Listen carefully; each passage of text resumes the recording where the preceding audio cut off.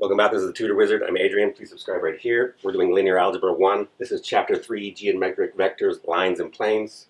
We're doing 3.6, which is going to be Lines and Planes in Space. Last time what we did was we gave the three avatars of a line, the algebraic ones and the geometric avatar, so there's four, and then the three algebraic avatars of a plane. There's cats messing with stuff. They were quiet, and as soon as I started talking, they mess with everything. So last time we talked about how to describe lines and planes in space.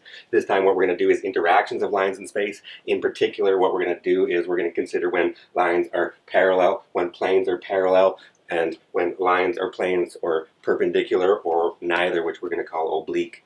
So there's going to be 9 different cases. When are lines parallel, perpendicular, or neither? When are planes parallel, perpendicular, or neither? And when is a line and a plane parallel, perpendicular, or neither? And then after we do that, there will still be what's the distance between them, or where's the point of interaction of these types of things. Let's get into that. Stop. Oh, you're going to be nice now? You're going to kill. That'd be nice. Kill. That's the danger of kitties. If you were bigger than me, I would be lunch. Come here. All right. First of all, we're going to have 3 cases. We're going to compare 2 lines in space. Then we're going to compare 2 planes in space. Those are the normal ones. And then the ones we always give you on exams are not that one when we compare a 1-dimensional object, a line, and a 2-dimensional object, a plane in 3 space. You have to be careful because the vector that I use to describe the object line is in the direction of that line. But the vector that I described to describe the object plane is perpendicular to that in the normal plane. So one vector which describes it is perpendicular to the object. One of them is parallel to the object or in the same direction, collinear, and therefore when I compare a 1-dimensional object and a 2-dimensional object, things get weird when they're parallel, perpendicular, or neither. So let's do 2 lines first. We have 3 cases. Those 2 lines can be parallel, and in my lazy notation I'm going to say L1 is parallel to L2. And this says, what is that going to give us? We want a Pavlovian condition for when the object, I've even written it in there specifically, the object, this will be extremely important in case 3, but the object lines are parallel if what? I want a condition for the vectors. So when does this happen? If and only if what? The vectors seem to also be collinear. And what does that mean as a Pavlovian reflex? Vectors are linear or collinear if and only if that's correct, they're scalar multiples of each other. So this is if and only if V1 is alpha V2 for some non-zero alpha. This is the condition I want. When are lines parallel? When their vectors which describe them are scalar multiples of each other. Well, good. Now when are they perpendicular? Well, when I look, if the object lines are perpendicular, then the vectors in the direction of those lines are also perpendicular. So L1, which I'm going to use as upside down T perpendicular to LT, when is that going to happen? If and only if what? The vectors are perpendicular. And what's the Pavlovian reflex for perpendicular vectors? That's correct. Their dot product is 0. So if and only if V1 dot product V2 is equal to 0. The objects are parallel if the objects are parallel, so they're scalar multiples of each other. The lines are perpendicular if the vectors are perpendicular, which is Pavlovianly their dot product is 0.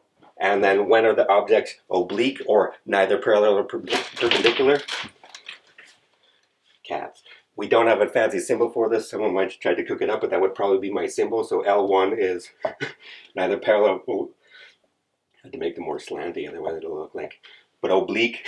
So just use the word. The symbol is the word oblique. We'll use syncopated algebra. That's correct. I'm allowed to use syncopated algebra.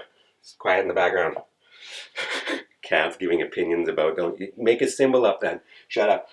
So when is L1 oblique to L2? It's when you don't have this, but that's going to be if and only if. How do you negate both of these statements? V1 is not a multiple of V2. Holy crap, I'm going to stop them. And they're not perpendicular, so V1 dot product V2 is not 0. You'd have to check both to make sure that they're oblique. And then that just means they intersect, but they intersect in not 90 degrees. These are the 3 cases for lines. Let's do planes. Yeah. Yes, we will.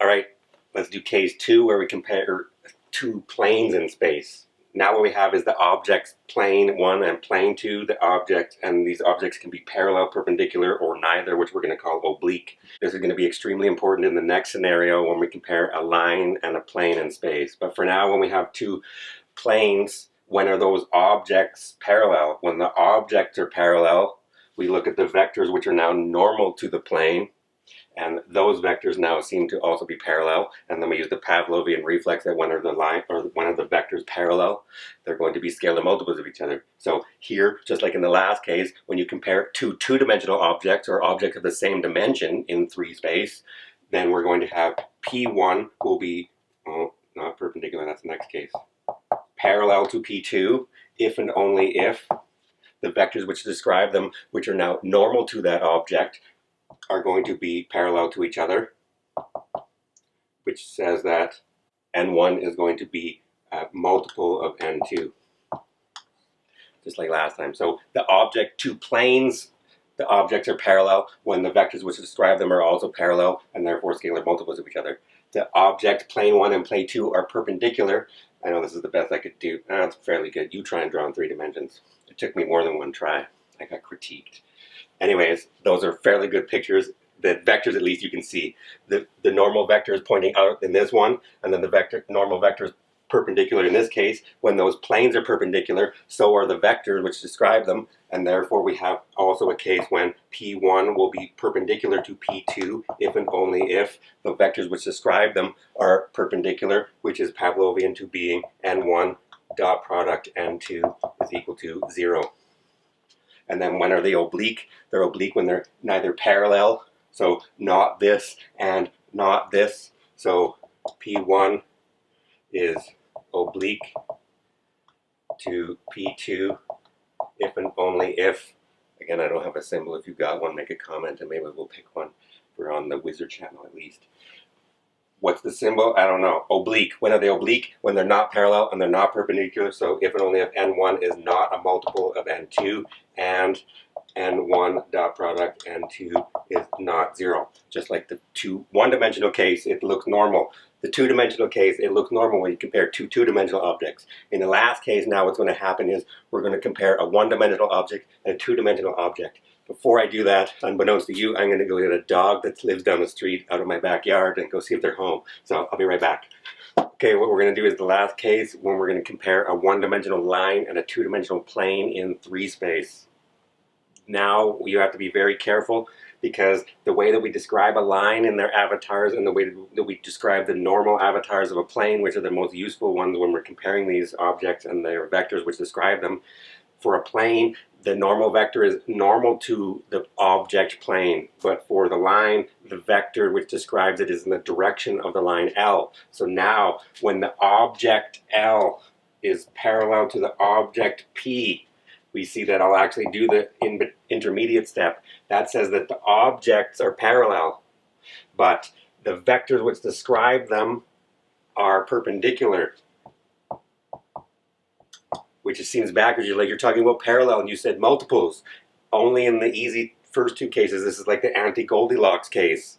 It's not Goldilocks because Goldilocks is the perfect case. So this is like anti-Goldilocks. The case you want to worry about, the other 2 are the easy ones. This is the anti-Goldilocks case, and we want to make sure that it's backwards in this scenario. So the object, line, and plane are parallel when their vectors which describe them are perpendicular, which is Pavlovian to being their dot product should be 0. So an object, line, and plane are parallel when their vectors are perpendicular, so their dot product are 0. Now when I go to perpendicular, now you can see in the picture, draw the picture. If you're trying to argue this without the picture, according to, and if you want to avoid the wrath of Mark Solomanovich's lightning bolts, which will strike you down if you try and do this, draw a picture before you try and argue what's going on. This made it so much easier to record in front of millions of people, possibly please be millions of people, eventually, like 20 people. I can have confidence to say this in front of 20 people or 20 million people regardless, because I drew the picture first, and then I can rely on the picture to make sure that the algebra looks correct for a video. So in the next case, after I draw my picture, it looks really obvious that those vectors are parallel, even though, or the vectors are parallel, even though the objects are going to be perpendicular. So the object L is perpendicular to the object plane, if and only if the vectors which describe them are parallel, which is if and only if Pavlovianly they're scalar multiples of each other. So V should be a multiple of n. And then in the last case, the parasitic case, when they're not parallel and not perpendicular, we call them oblique, and that means that they're going to intersect but not at 90 degrees. So they are not parallel and they're not perpendicular. So P and L are oblique. An O, not an A. Oblique, I don't know what that is. So the plane and the line L are oblique if and only if they are not perpendicular or parallel, which means that they will not be, their dot product will not be zero, and this is the one you pray for because it's both not, and then you don't have to make the decision of whether it's upside down. I'll never give you that, so it's going to be one of these cases. You'll get it backwards. Don't get it backwards, draw a picture. And what's it going to be? N is not a multiple of V.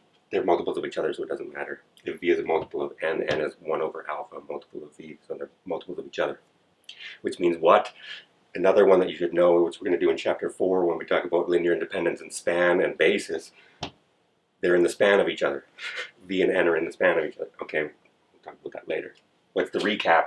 The object, line, and plane are parallel when the vectors which describe them are orthogonal, therefore their dot product is 0. A line and a plane are perpendicular when their objects are parallel, which says Pavlovianly that they are scalar multiples of each other, and they're therefore in each other's span. And they're oblique if they are not parallel and not perpendicular. But let's do an example, at least one.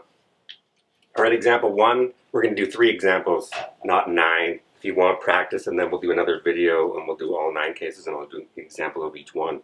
And then we'll do another video where you haven't remembered, but this is still not the end of the story. Once we have a decision whether they're parallel, perpendicular, or neither, we're then going to find out where the intersection point is or the intersection line of 2 planes, or whether if they're parallel, what's the distance between these objects. There's going to be another video which will be describing intersection and line of intersections of the objects and distance between objects.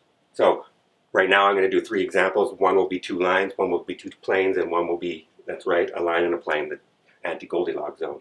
Example 1 is, are the lines L1 and L2 parallel, perpendicular, or neither?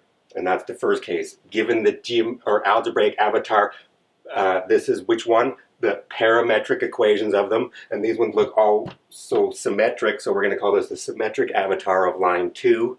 Given them in either form, we give them, and it has all the information that we need to describe that line. What is it for a line? We need a point, which is this guy or these guys, and we need a vector in the direction, which is going to be in the parametric avatar those guys, and in the symmetric avatar these guys. So even if I have a 0 there, Mark can't strike you with his lightning because it's not dividing by 0. It's a bad notation to say that that coordinate in the vector is a 0.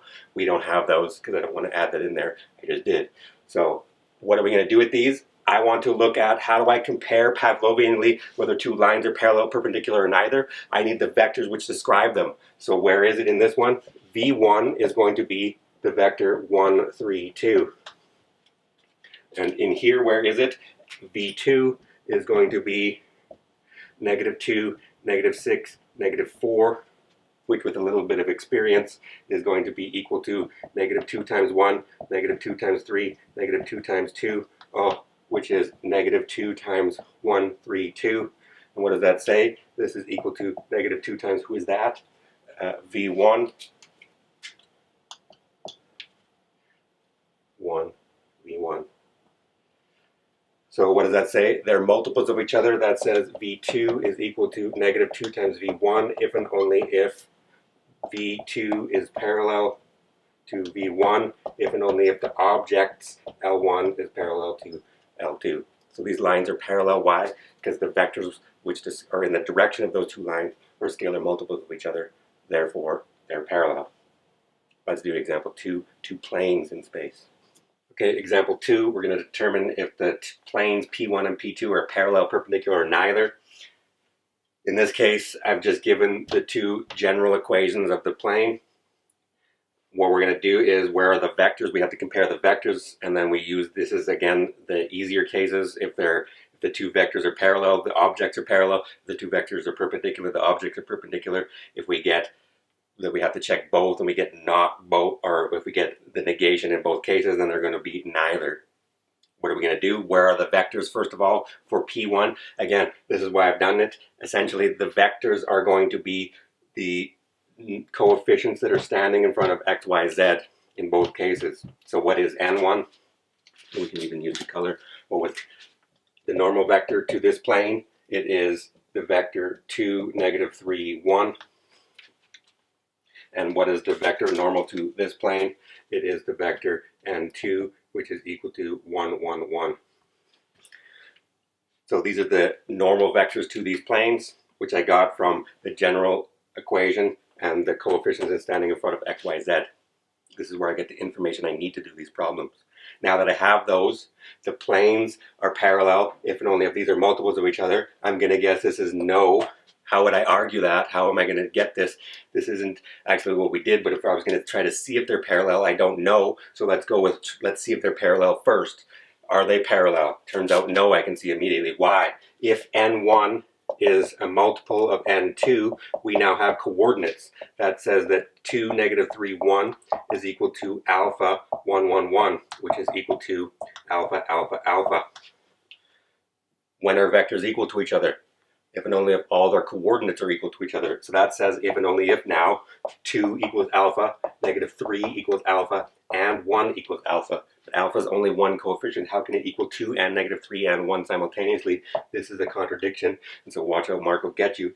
What does that say? They're never multiples of each other. If I had assumed that, we just use reductio ad absurdum. Assume that they're multiples of each other. Well, that's ridiculous, because then that means alpha has to be 2 and -3 and 1 simultaneously, which is clearly a contradiction.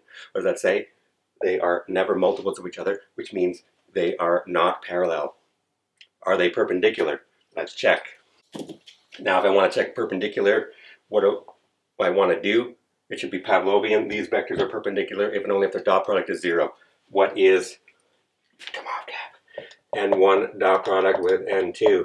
This is going to be equal to, well, I have coordinates, 2, -3, 1, dot product with 1, 1, 1, which is, by definition, 2 times 1 plus -3 times 1 plus 1 times 1, which is equal to 3 minus 3, which is 0, if and only if N1 is perpendicular to N2, and that is because I double check two-dimensional, two-dimensional, if and only if the objects are also perpendicular.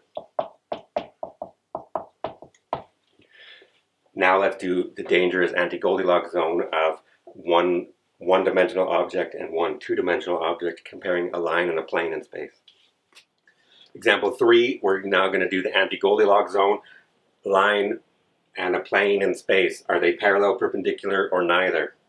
What we're going to do now is, I need, first of all, here's the avatars we've been thrown at. This is the parametric form of a line and the parametric form of the plane. This is a little bit of a dirty trick that they'll throw at you. Here's the curveball where it's a little bit around the corner. You can't see the solution directly. Now they've gone around at least one corner because I need the normal vector, but this is the parametric. So first I need the normal in the general equation. We'll have to do or find the normal vector to this plane, and then we'll compare them. And then we have to remember that it's anti-Goldilocks zone, so if the objects are parallel, the vectors are perpendicular. If the objects are perpendicular, the vectors are parallel. Be careful. And then if they're oblique, it'll be neither. I think I gave it to myself. I'll never give it to you. I don't know. I just cooked it up. Let's see what happens. Who is the vector in the direction of the line? For a line, it is in the parametric form, it's the coefficient standing in front of the parameter t. So this is the vector 1, 3, 4.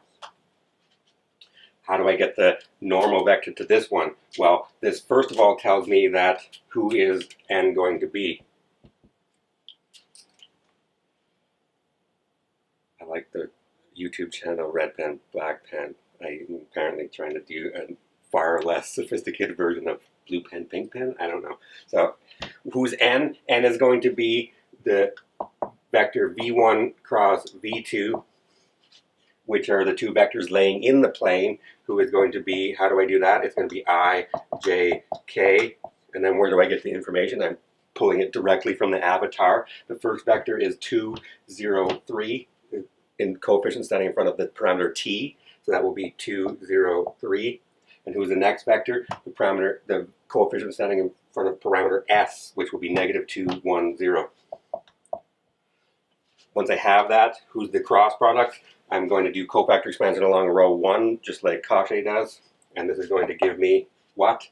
I times negative 3 minus j times 0, 6 plus k times 2, which gives me the vector negative 3, negative 6, 2. This is my normal vector now, and now all we have to check is, once I have these two pieces of information, so all I need is negative 3, negative 6, 2, we have to ask the question of, are they parallel, perpendicular, or neither? So let's go through parallel. If the object L is parallel to the object, two-dimensional object plane, this is if and only if the vector v is perpendicular to vector n, which is if and only if v dot product n is 0. So let's check the dot product for parallel condition. Be careful. I write it out. Also, I almost got hit by lightning. Danger. Let's draw the picture first. There's P. If I want them and I'm trying to decide whether they're perpendicular, there's L. That's where, if I draw it, there's where the objects would be perpendicular. But now look, this is the vector v in the direction of L. And this is the vector, oh, I was doing parallel, I just drew perpendicular. Draw the right picture. So there's P. Math is a little messy. And then I wanted L. If they're parallel, now we'll get it right. There's V and L. And then P has the object which we had to create this time, N, who was perpendicular. And now you can see if you translate those guys, oh, N and V will be perpendicular. So now I've drawn my picture and I've analyzed so I don't get it backwards. But let's check. V dot N is going to equal 1 times negative 3 plus 3 times negative 6 plus 4 times 2, which is, I don't care, something really negative. So not 0. So they are not parallel. Is that oblique? That's not parallel. So they are not parallel. Why? Because their dot product was not 0. Let's check to see whether they are perpendicular. What's the perpendicular scenario? Draw another picture. If they're perpendicular, that was what I tried to do first. Go back and look for a second. Okay, I'll redraw it. Don't be shy with your pictures. The plane should be pink. Doesn't really matter. There's my plane P. If I want a line to now be perpendicular to that, in my picture that will be the object perpendicular, L. Then I remind myself, oh, though, this is V in the direction of L, but then N that we just created is going to be perpendicular to that object. So if the object L and object plane are perpendicular, the vectors which describe them are parallel. So L is perpendicular to P if and only if V is parallel to N, and that should be multiples of each other. V is equal to alpha N for some alpha which is non-zero. Let's check to see whether that actually happens. First of all, I get it right in my head because I know I'm in anti-Goldilocks zone and I'm comparing a one-dimensional and two-dimensional object in 3 space. After I do that, I see that